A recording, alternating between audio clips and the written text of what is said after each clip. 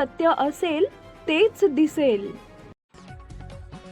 गेल्या 1 महिन्यापासून गावात नियमित पाणी पुरवठा होत नसल्याने संतप्त झालेल्या नागरिकांनी आज मंद्रुप ग्रामपंचायत कार्यालयावर मोर्चा काढत प्रशासनाविरोधात तीव्र नाराजी व्यक्त केली।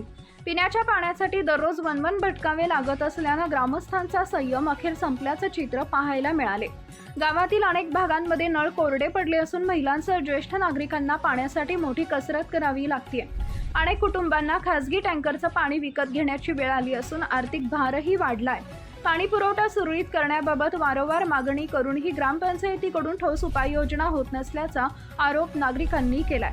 मोर्चा दरम्यान नागरिकांनी पाणी हा आमचा हक्क आहे, पाणी द्या अन्यथा आंदोलन तीव्र करू अशा घोषणा देत ग्रामपंचायत प्रशासनाचा निषेध केला।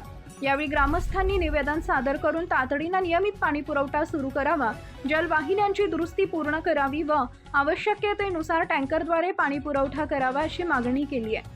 यावेळी ग्रामपंचायत सदस्य शिवपुत्र जोड मोठे, दयानंद ख्याडेसह महिला, युवक आणि ज्येष्ठ नागरिक मोठ्या संख्येने या मोर्चात सहभागी झाले होते।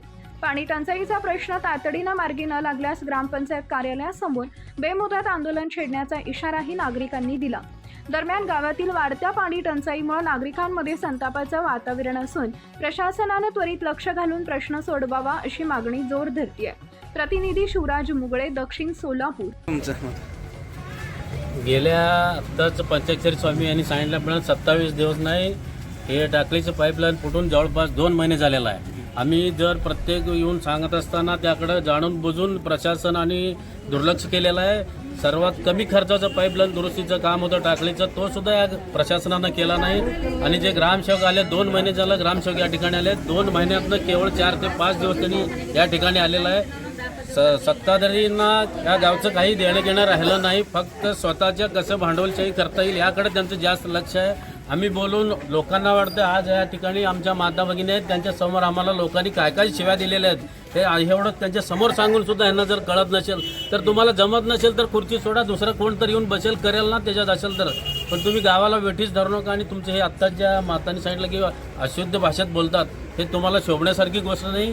तुम्ही या गावावर अनेक वेळा राज्य केलेलं आहे, गावचं मोठे माणूस म्हणून घेता, अशा माता भगिनींना असेल गावच्या लेकरांना असं बोलणं तुमचं चुकतं आहे। मी त्यांना एवढंच सांगेन, आजपर्यंत आम्ही तुम्हाला विरोधक या नात्यानं विरोध न करता कुठल्याही विकास कामात आम्ही सहकार्य केलेलं आहे। यापुढे जर तुम्हाला विकास कामात सहकार्य हवं असेल तर गावचा प्रश्न मिटवा, नाहीतर रोज आंदोलन या ठिकाणी ग्रामपंचायत समोर केलं जाईल, एवढी मी आज या ठिकाणी त्यांना सांगू इच्छितो।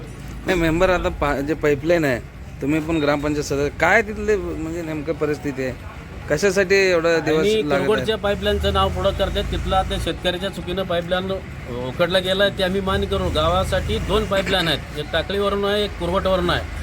या टाकळीचं दुरुस्त करण्यासाठी आणि 2 महिने काल ते सिमेंट काँक्रीटचं पाईप आहे, तिथं 1 दिवसात दुरुस्त होणारे काम आजपर्यंत झालं नाही। काल काय तर ते तुम्ही सदस्य आहात, तुम्ही विचारलं नाही? किती वेळा विचारा, डेप्युटी सरपंचांना विचारा, सरपंचांना विचारा, ते नुसतं हसण्याचं काम केल्याशिवाय दुसरंच काही करत नाहीत। आणि विषय असा आहे, 4 मोटरी आहेत आपल्या इलेक्ट्रिक नदीवर, त्यापैकी 2 मोटऱ्या जळालेल्या आहेत, 6 महिने झालं। मी स्वतः सांगतोय 2 चालू ते 2 पडल्यावर परत तुम्ही लोकांना सांगणार मोटर जळाली पाणी नाही म्हणून। अगोदर दुरुस्त करून ठेवा म्हणून आम्ही बोलतो, तर त्यांना त्याकडे लक्ष देण्यात सवय नाही। अजून किती दिवस लागतील पाण्यासाठी? आता त्या प्रशासनावर ते अवलंबून आहे, त्यांनी किती फास्ट करतील त्या फास्ट पाणी गावासाठी येणार आहे। त्यांनी जर असंच टाळत गेले तर मग अजून 10-15 दिवस पण येणार नाही। Subscribe now and press the bell icon. Never miss an update.